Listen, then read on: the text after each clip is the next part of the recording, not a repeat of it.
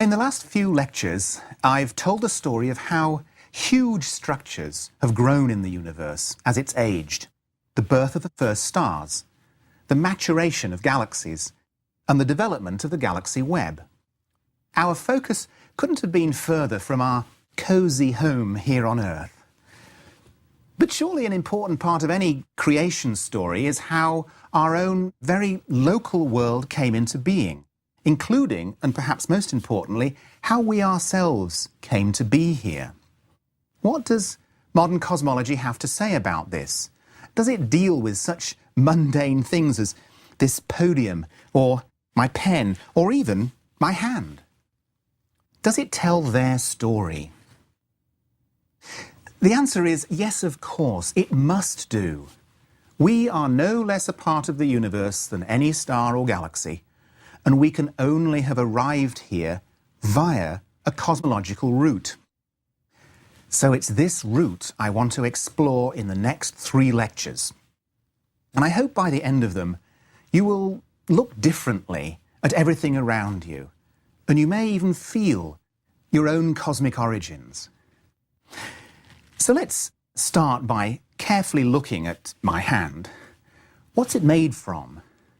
As you probably know, if we zoom ever deeper down in scale, we first pass skin, then cells, then organelles within those cells, then giant molecules, and finally, about 8 factors of 10 in magnification, we arrive at an ocean of tiny jostling spheres.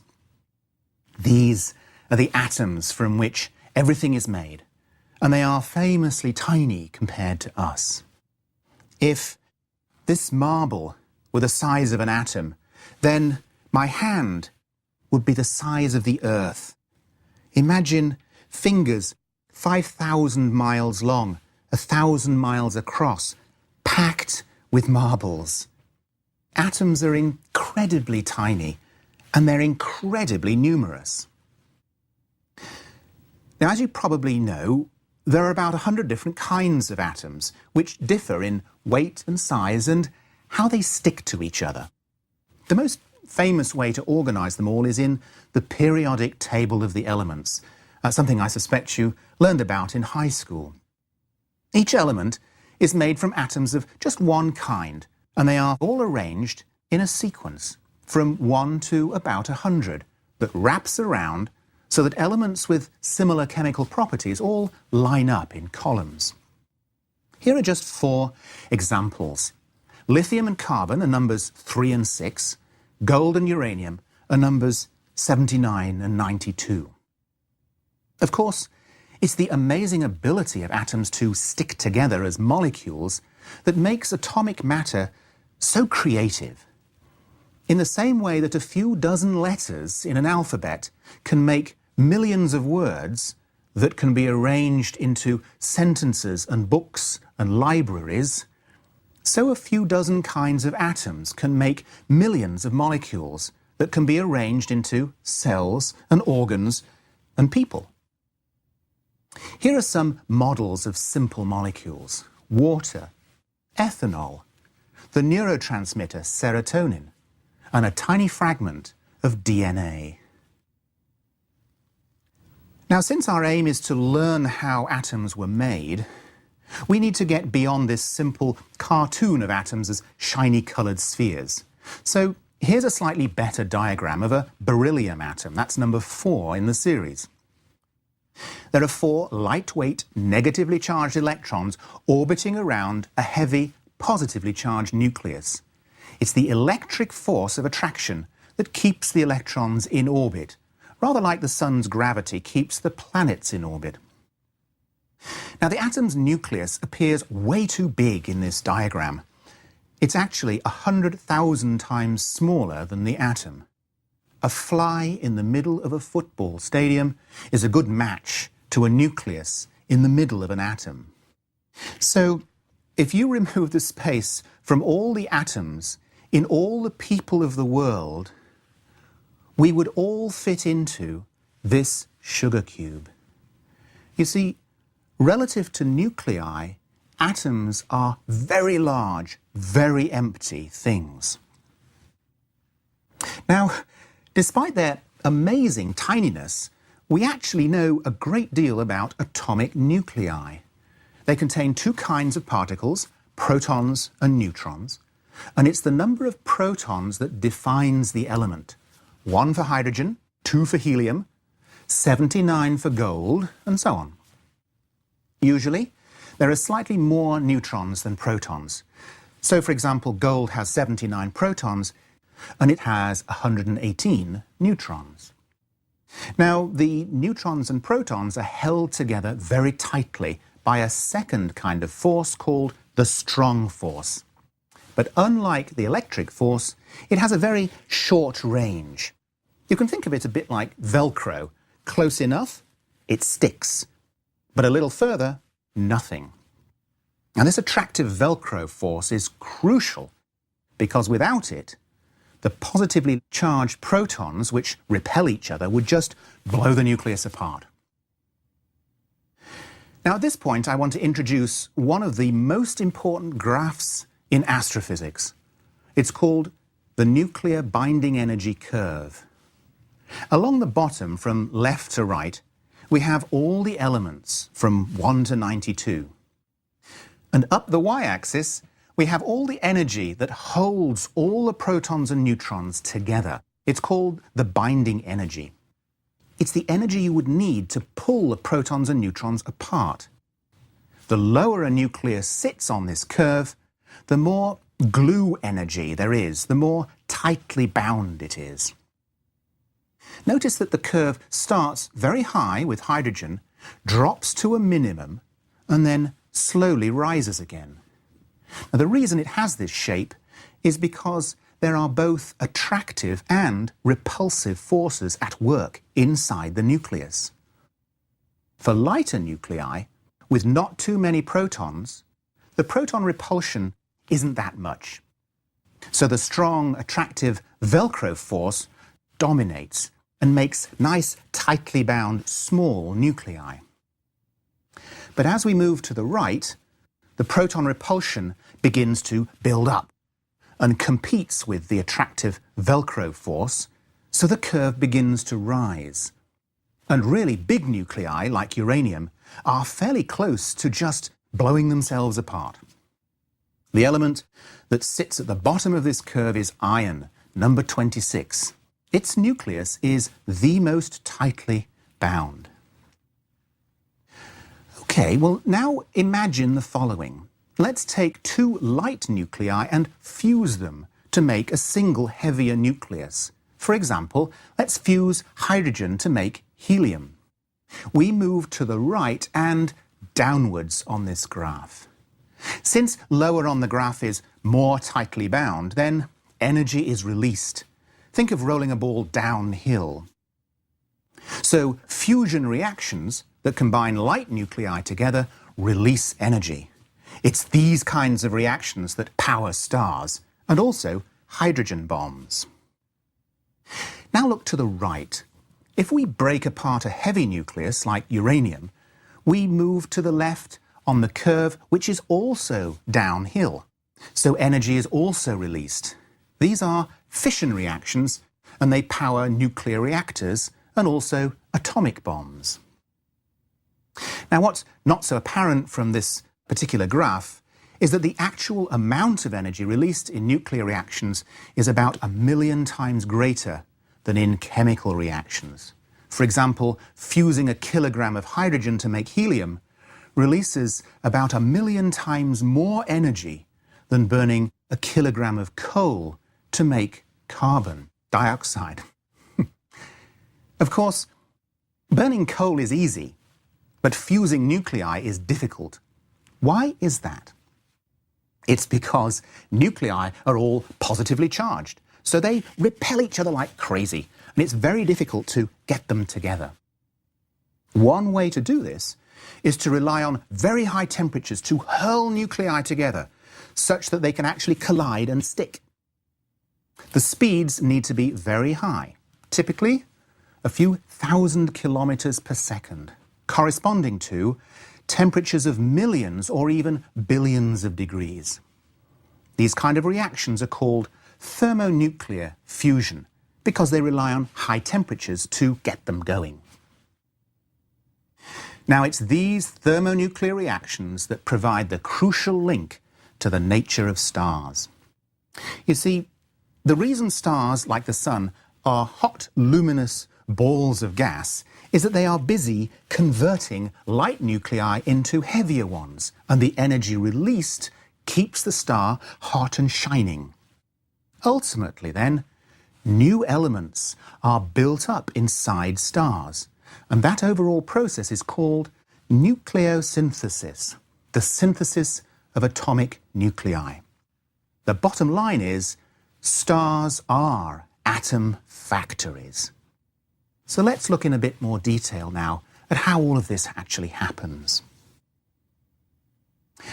Here's a star. It happens to be the Sun, but it's going to represent stars in general. Let's cut into it to see its interior. Stars, of course, are huge things with huge quantities of matter, whose enormous weight compresses the interior to make an extremely dense, hot core.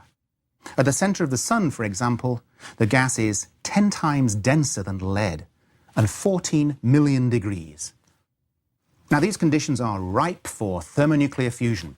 In a very real sense, the core of a star is like a furnace, and the rest of the star is like an insulating jacket.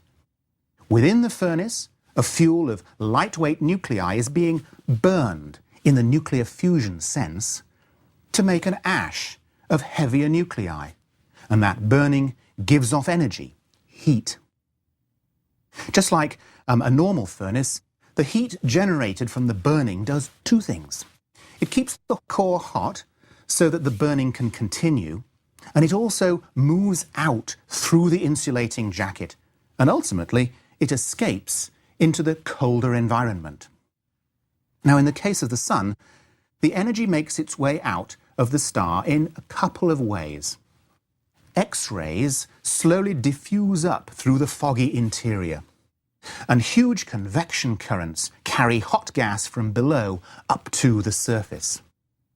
The surface is really the part of the star where the gas turns transparent, so that the light from the hot glowing gas is set free and streams out into the darkness of space. So when you next look at those points of light in the night sky, try to think of them as glowing surfaces of distant atom factories. They're a direct indication that new atomic nuclei are being made.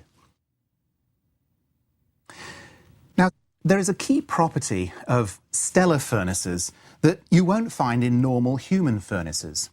The nuclear ash from one thermonuclear reaction can become the nuclear fuel for another thermonuclear reaction.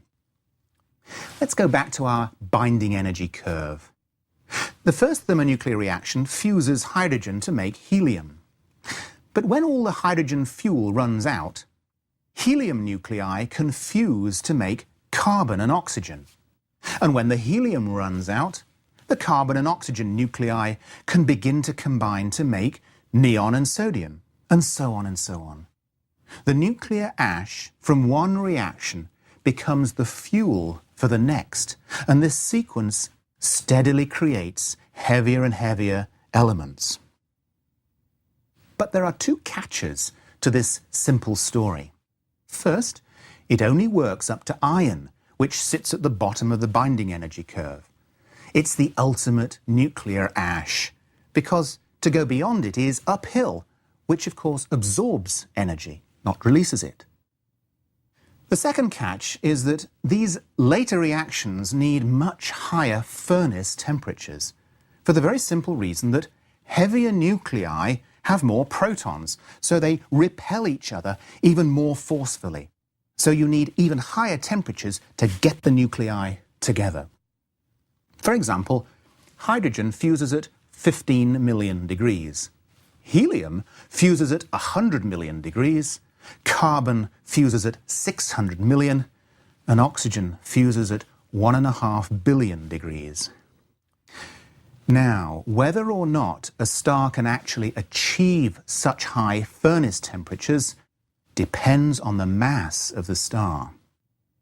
You see, when one fuel runs out, the core of the star, that's the furnace, begins to contract under its own weight, and this compresses the core and heats it up. Now, how hot the core gets depends on how massive it is. Relatively low-mass stars, like the Sun, can never ignite carbon, while intermediate-mass stars can never ignite neon. It's only massive stars that can fuse elements all the way up to iron. Now, I'm going to talk about these reactions in more detail in next lecture, including the all-important processes that make elements beyond iron. But for now, let's just recognize that the furnaces that reside deep inside stars can generate the whole sequence of atomic nuclei that we find in the periodic table of the elements.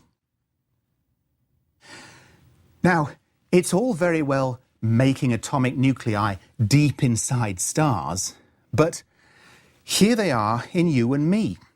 How did they get from out there to in here?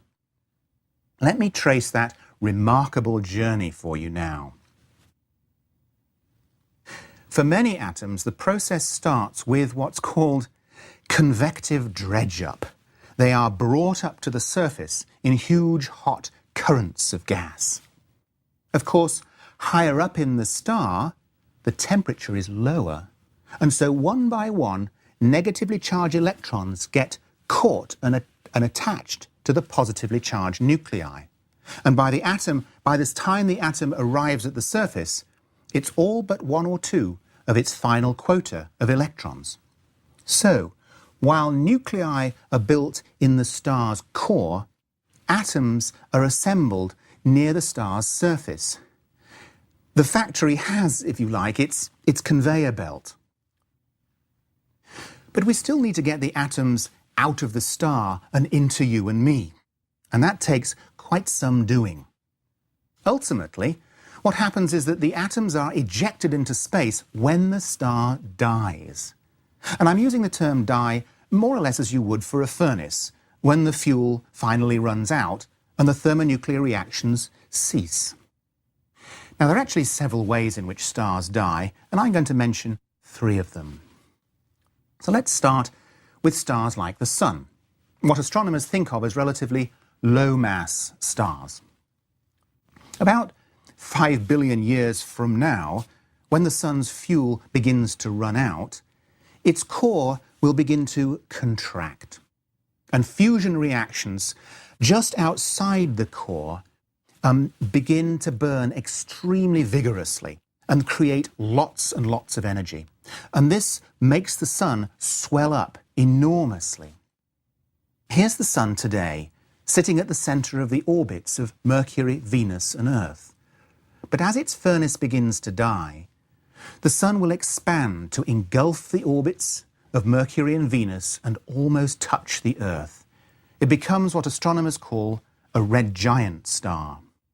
Needless to say, at this time the Earth's surface will return to an utterly barren and lifeless state.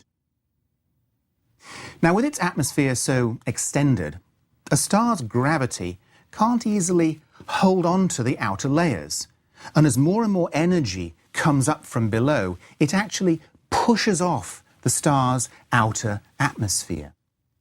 And over a few tens of thousands of years, the outer layers are blown away in a strong wind, and a beautiful nebula is created. Now, the atoms in these nebulae steadily move out to join the rest of the material between the stars, and I'll return to pick up their story in just a minute. But first, notice that in the middle of many of these nebulae, you can see the exposed, hot, dead core. These hot cores are called white dwarf stars. They're made of highly compressed carbon and oxygen, not much bigger than the Earth, but with about as much mass as the Sun, so they're incredibly dense. Now, normally, over billions of years, they would just gradually cool down and fade away. But in certain special circumstances, they can be rekindled in a very dramatic way as a supernova explosion. This can happen when the white dwarf happens to be in a binary star system with a second companion star orbiting nearby. When the second star begins to exhaust its hydrogen and swells up, some of its outer atmosphere falls over onto the white dwarf. As mass is transferred, the white dwarf gets compressed and heated, and there is a critical moment when its temperature is sufficiently high that the carbon and oxygen nuclei undergo thermonuclear detonation, and the entire star explodes. We actually met this kind of supernova back in Lecture 6 because they provide a fabulous way to measure the distance to very remote galaxies. But in the current context, we're more interested in the fact that thermonuclear detonation not only creates a whole set of heavy elements, mainly around iron in the periodic table, but it also hurls them out into space at thousands of kilometers per second. Now, there is in fact another type of supernova that comes from the death of a much more massive star, whose furnace can actually ignite elements well beyond carbon. This time, when the fuel begins to run out, these massive stars swell up even larger than red giants to become what are called red supergiant stars, roughly the size of Jupiter's orbit. But way down in the center sits an amazingly dense, hot core. See, with such high temperature and density, elements heavier than carbon start fusing so readily that they form a set of nested concentric shells. Many furnaces burning simultaneously, each receiving fuel from the shell above and dumping its nuclear ash to the shell below. Right at the heart of this is a dense sphere of iron nuclei, the ultimate nuclear ash that cannot yield any more fusion energy. It's about the size of the Earth, but with more than the mass of the Sun. As time passes, this iron core steadily grows in mass, and in one of the most remarkable events in astrophysics, the pressure supporting this iron core snaps, and in a fraction of a second, it collapses and triggers a monumental explosion. Just to give you an idea of the energy released, if we orbited such a star and were subjected to its explosion, each square foot of the Earth's surface would be hit by the energy equivalent of 1,000 times the global total stockpile of nuclear weapons. That's each square foot. These core collapse supernovae are prodigious astrophysical bombs. But in the current context, they're also remarkably creative. They make elements past iron all the way up to uranium, and furthermore, they hurl these new elements out into the interstellar medium. The spreading guts of these stars' explosions is called a supernova remnant. In that animation, the remnant was designed to look like the Crab Nebula, whose star exploded almost 1,000 years ago. Here are two other young remnants that are about 400 years old, and they've now expanded to be just a few light years across. And they're found to contain almost pure heavy elements with little or no hydrogen or helium, which is a pretty strong indication that these elements were indeed made inside these stars. Now, after many thousands of years, like these older supernova remnants, the gas has expanded to cover several hundred light years. And in time, it gradually disperses and joins what astronomers call the interstellar medium, the tenuous gas that exists between the stars. This is the next stage in the lives of our atoms. So let's take a closer look at it now. You can get a reasonable impression of the interstellar medium in this lovely wide-angle image of the Milky Way. All that patchiness is gas and dust between the stars. The gas is exceedingly thin, maybe 1 atom per cubic centimetre. That's equivalent to 1 person per continent for humans. In addition to single atoms, there are also groups of maybe 1 million atoms stuck together in tiny grains that astronomers call dust, though you can think of them as very fine smog particles. In fact, those dark patches you can see across the Milky Way are caused by this interstellar smog, blocking the light from more distant stars. You see, you can view the interstellar medium as the galaxy's highly polluted atmosphere, polluted by all the heavy elements and smog particles coming from all those atom factories, the stars. They really are filthy furnaces. After 14 billion years of pollution, the Milky Way's atmosphere contains about 2% heavy elements. If you compressed the gas to match our own atmosphere's density, you could not see your hand in front of your face. It is that polluted.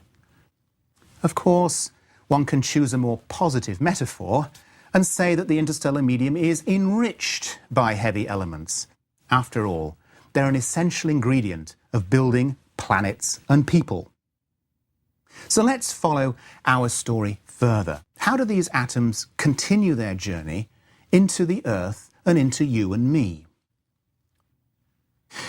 Well, our atoms probably drifted around in the interstellar medium for at least 1 billion or 2 years, subject to the general mixing of galactic rotation. And in time, at least some of the atoms find themselves in denser clouds like this. When gas is gathered into denser regions, gravity begins to take over. And in small pockets, it can cause a headlong collapse that ends in the formation of a star and its planets. Basically, these utterly beautiful sites are where new stars are born. Here's a lovely example, the Great Nebula in Orion. If we zoom into the region with the Hubble telescope's sharp vision, we can find new stars forming all over the place. Perhaps a few thousand will ultimately form. But more important for our current story is that these new stars are surrounded by a flattened disk of gas and dust, and it's within this disk that planets form. As this artist's painting suggests, conditions in the disk allow gentle collisions to build larger structures. So atoms stick to form grains, grains form pebbles, pebbles form boulders, and at some point gravity takes over and attraction onto the largest boulders builds first embryonic planets and eventually full-scale planets. In the case of the Earth, about 10 to the 50 atoms ended up in a spherical ball, looking maybe a little like this, with a barren, crater-pocked, sterile surface heaving with volcanism. In one of the most remarkable transformations of all, over a period of 4.5 billion years, this young, sterile planet gradually turned into our current world, with warm oceans filled with fish and continents teeming with plants and animals. That transformation has its own wonderful story and is, of course, way beyond the scope of these lectures. It has its roots in the amazing ability of atoms to bind together in a myriad of complex ways. At glacial pace, an extraordinary selection process begins to leave its mark. Molecules that are stable and can duplicate gradually become more common, and this principle continues in a hierarchy of structures that ultimately leads to life. Natural selection and the passage of time are superb craftsmen. With unimaginable dexterity, instructions inherited from long lines of ancestors coax billions of atoms into huge structures. After thousands of millions of years, it's even possible for atoms to arrange themselves into plants and animals and people. And that brings this lecture full cycle. We set out to track our own matter's history, to find its location in the cosmological story. And what a story it's turned out to be. Our atoms were forged billions of years ago, deep in the fiery furnaces of ancient stars long since dead. When those stars died, the newborn atoms were launched out into the cold emptiness of interstellar space, where they drifted for several billion years. In time, they joined a dense, collapsing cloud and became incorporated into the sun and planets. A select few ended up on the Earth's surface and spent time moving from plant to animal to soil and back again. And for just a brief moment in their long, long lives, billions have gathered to make your body. And some of these are, right now, comprehending this sentence. And in a sense, they're actually thinking about themselves.